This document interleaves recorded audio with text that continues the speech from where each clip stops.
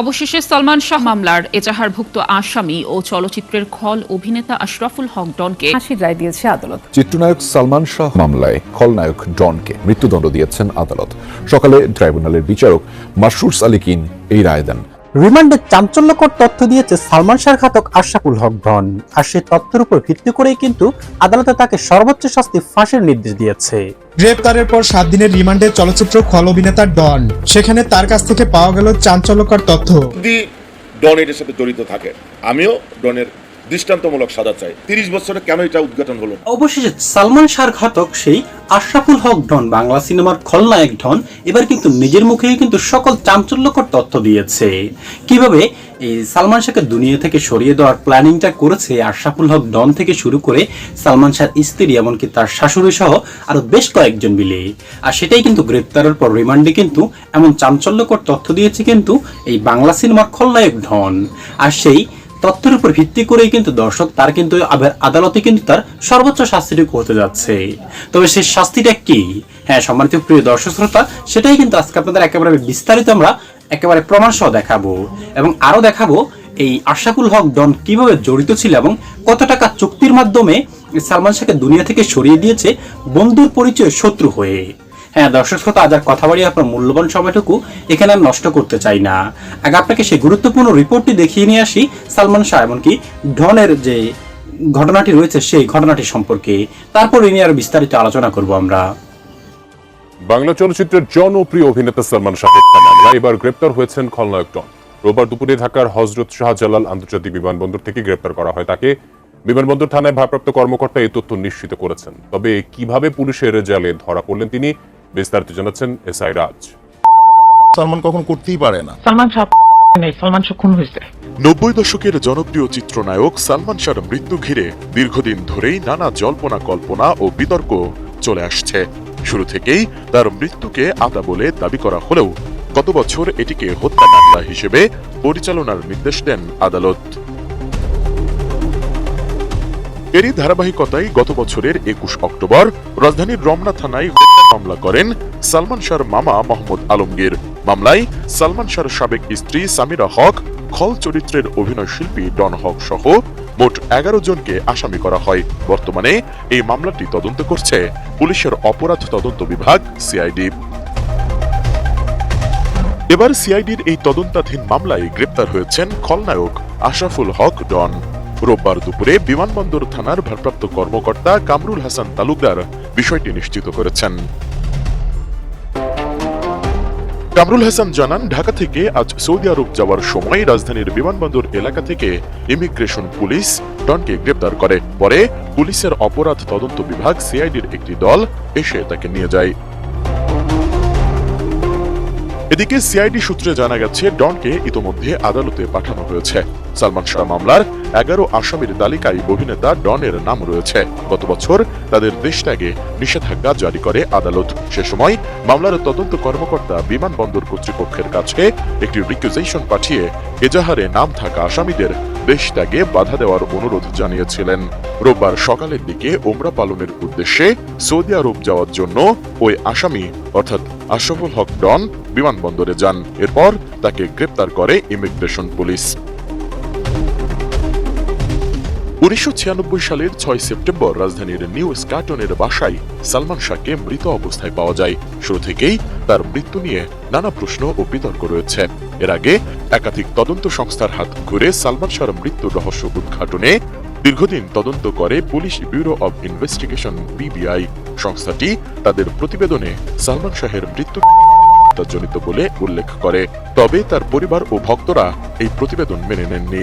পরে দীর্ঘ 29 বছরের তদন্ত ও আইনি প্রক্রিয়ার পর গত বছর আদালত এই মামলায় মামলা পরিচালনার নির্দেশ দেন। যদি ডন এর সাথে জড়িত থাকে, আমিও ডনের দৃষ্টান্তমূলক সাজা চাই। 30 বছরে কেন এটা উদ্ঘাটন হলো না? সালমান শাহ তার সাথে যারা জড়িত, আমি তার দৃষ্টান্তমূলক সাজা চাই। ভিন্ন ট্রাকে বাংলাদেশকে বহির্বিশ্বে প্রমোট করেছিল। হঠাৎ তার এই মৃত্যু আমাদের জন্য খুবই দুঃখজনক, বিশেষ করে শিল্পীদের জন্য। আর ডন হচ্ছে তার ঘনিষ্ঠ বন্ধু, এটা আমাদের চলচ্চিত্রের শিল্পীর বাইরেও মানুষও জানে।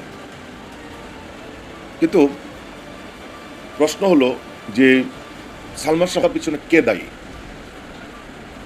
আমার প্রশ্ন হলো 30 বছরে কেন এটা উদ্ঘাটন হলো না? 30 বছর তো আর একটা সরকার ছিল না, অনেকগুলো সরকারে আসা যাওয়া করেছে। তাহলে আমরা যতটুকু সালমান শাহকে পছন্দ করি, ভালোবাসি, আইন শৃঙ্খলা বাহিনীকে ভালোবাসেন নাই? দেশে যারা রাজনীতিবিদরা ছিলেন, সরকার পরিচালনা করে গেছেন, তারা কি ভালোবাসেন নাই? তাহলে সালমান শাহ আর আসামিরা ধরা পড়লো না। সাগরণীর মৃত্যুটাও মানে অদ্যাবধি রহস্যজনক হয়ে রইল। আমরা দেখি যে আইন শৃঙ্খলা বাহিনী এত কাজ করেন, এত কাজ যে একদিনও আসামি ধরে ফেলে, কিন্তু গুরুত্বপূর্ণ দুইটা ইস্যু ধামাচাপা পড়ে আছে। এটা আমার প্রশ্ন না, দেশ বিদেশে যারা থাকে, প্রবাসে গেলে সবাই একই প্রশ্ন করে যে এমন মেজর দুইটা কেস কারা এটার সাথে জড়িত, কেন উদ্ঘাটিত হচ্ছে না? বহির্বিশ্বে যারা আছেন তাদের কথাটি আমি তুলে ধরলাম। কাম টু দ্য পয়েন্ট, যেটা হলো সালমান শাহ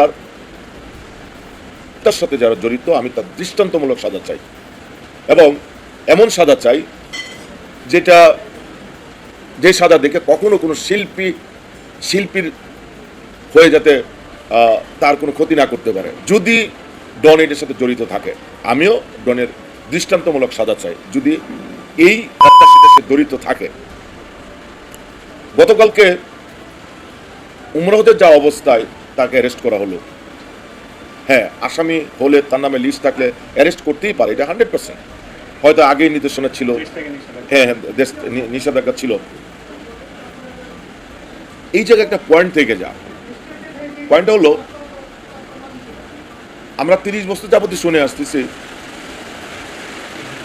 ডন কিন্তু বরাবরই বলেছে যে সালমান শাহ হত্যার দিনে যে যারা ছিল ঢাকাতে ছিল না। এটা কিন্তু ডন বলে গেছে।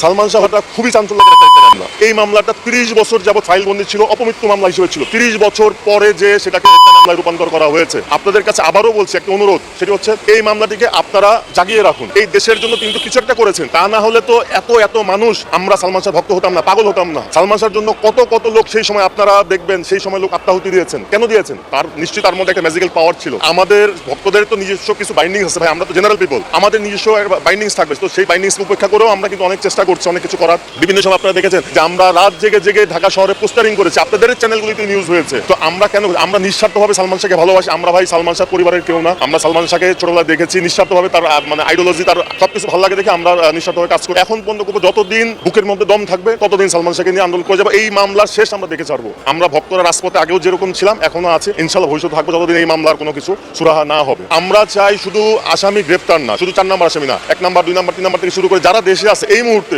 অবশ্যই তাদের অবস্থান শনাক্ত করতে হবে এবং তাদেরকে আইনের আওতায় নিয়ে আসতে হবে। আইনের আওতায় না নিয়ে আসলে দেখেন 30টা বছর তার মা, তার পরিবার এবং আমরা যারা পুরো বাংলাদেশের ভক্ত, এবং শুধু বাংলাদেশের না, বাংলা ভাষাভাষী যে সমস্ত দেশে বিভিন্ন ধরনের মানুষ আছে, আপনারা আমার মোবাইল এবং আমরা যারা ভক্তরা সামনের সারি থেকে কাজ করছে এই আন্দোলন নিয়ে। আমরা প্রায় 30 বছর যাবত এই মানে মামলাটি কোর্টের বারান্দায় ঘুরছিল, মোটামুটি বস্তাবন্দি বা ফাইলবন্দি যেভাবে বলেন সেভাবেই ছিল। কিন্তু আলটিমেটলি গত 20 অক্টোবর আমাদের আন্দোলন, ফ্যামিলির চাহিদা সবকিছু মিলে আমাদের যে ভক্তদের আন্দোলন, আপনারা নিউজে প্রত্যেকটা আন্দোলন নিউজ করেছেন, দেখেন যে আমরা এমন কোনো সময় নাই ঝড় বৃষ্টি রোদে পুরে কোর্টের বারান্দায় দাঁড়াই নাই, আন্দোলন করি নাই, রাজপথে প্রেস ক্লাবে আন্দোলন থেকে শুরু করে পুরো 64 জেলা থেকে আন্দোলন করেছি এবং বিভিন্ন জেলায় আন্দোলন হয়েছে। আমাদের সেন্ট্রালি ঢাকায়ও আমরা আন্দোলন করেছি। কিন্তু আলটিমেটলি 20 অক্টোবর গত বছর যখন এই মামলাটি হয়, এই মামলা হওয়ার পরপরই আমরা মোটামুটি একটু হতাশই।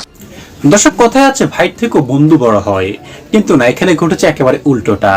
একটা বন্ধু কতটা স্বার্থপর হলে বন্ধুর পরিচয় দর্শক এই সালমান শাহর মতো এমন একজন সেই সময়কার টপ হিরো চলচ্চিত্র নায়ককে সরিয়ে দিতে পারে। আর সেটাই কিন্তু করেছে বাংলা সিনেমার সে সময়কার জনপ্রিয় খলনায়ক এই আশরাফুল হক ডন।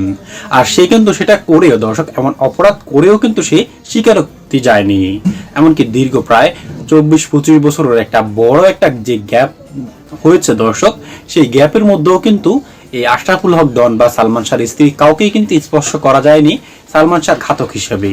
তবে এবার যখন দর্শক একের পর এক যে তথ্যগুলি বেরিয়ে এসেছে, এবার আর কিন্তু দর্শক আদালত থেকে যে নির্দেশনা দেওয়া হয়েছে যে ঘাতকরা রয়েছে তাদের সকলের বিরুদ্ধে কিন্তু গ্রেপ্তারি পরোয়ানা জারি হয়েছে। আর তারপরে কিন্তু আশরাফুল হক ডন যখন বিদেশে পালিয়ে যাওয়ার দর্শক সুযোগ পেয়েছে, এয়ারপোর্টে কিন্তু তাকে গ্রেপ্তার করা হয়। আর গ্রেপ্তারের পরে কিন্তু তার মুখ থেকে এমন সব চাঞ্চল্যকর তথ্য শোনা যায়। শোনা গেছে দর্শক 12 লক্ষ টাকা মানে ওই সময়কার 12 লক্ষ টাকা সালমান শাহর স্ত্রীর সঙ্গে চুক্তি করেই কিন্তু সালমান শাহকে দুনিয়া থেকে সরিয়ে দিয়েছে এই আশরাফুল হক ডন, যে বন্ধু নামের একেবারে প্রকৃত শত্রু ছিল। আর যার ফলেই কিন্তু দর্শক আজ তার এই পরিণতি। সম্মানিত প্রিয় দর্শক শ্রোতা, আপনার কি মনে হয় এই আশরাফুল হক ডনকে এই মুহূর্তে কি করা উচিত, কি শাস্তি দেওয়া উচিত? দর্শক অবশ্যই আপনার মূল্যবান মতামতটুকু আমাদের কমেন্ট বক্সে লিখবেন এবং পরবর্তী আপডেটগুলোর জন্য এখনই আমাদের চ্যানেলটি সাবস্ক্রাইব করে রাখবেন। আজ এ পর্যন্তই, আশা করি সকলে অনেক ভালো থাকবেন। খোদা হাফেজ দর্শক।